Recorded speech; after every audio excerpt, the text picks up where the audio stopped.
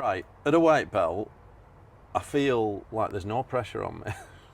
That's a wonderful belt. Oh yeah, I call it And a pure your belt. learning curve is very steep. Yeah. It's just pure white, and I'm like, yeah, I'm not expected to perform, but I know when I've seen another white belt get a blue belt, all of a sudden they feel this little expectation when really they're not. They're just the same as me. They've just been given it a little bit earlier, and then even further. And what is the biggest gap between belts?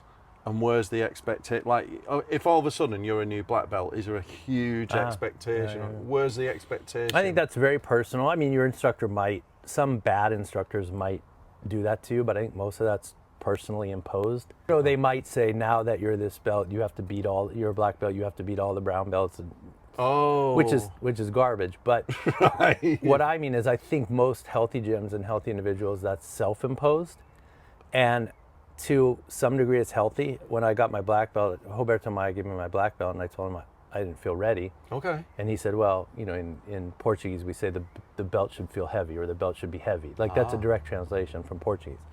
It means, you're going to grow into it because now you're taking responsibility. It feels heavy, you're going to take responsibility for it. That's very healthy. Yeah. Your coach awards you a blue belt or a purple belt, and you want to live up to his or her evaluation of you, and so maybe you train a bit more seriously, or you add a day to your training because you're a bit more efficient then, and you don't need as much recovery. So if done the right way, I think that's fine. And most people who aren't narcissistic never feel ready for the belt when their instructor gives it to them. Because jiu-jitsu is enormous and beautiful and complex, and you never feel like you have it figured out if you're doing it correctly. I have no expectation, and I'm like, you know what?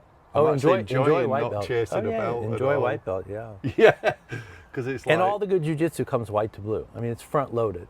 That's the difference. You have these traditional martial arts where they string you along and say, well, once you've trained with me for 20 years, I'll show you the secrets. Yeah. There are none. It's all bullshit. but they string you along like that. Whereas jiu-jitsu, it's all white to blue because they want you to be effective in defending yourself as early and as efficiently as possible. So most of the good stuff comes white to blue, and then you're just sort of refining it for the rest of your life.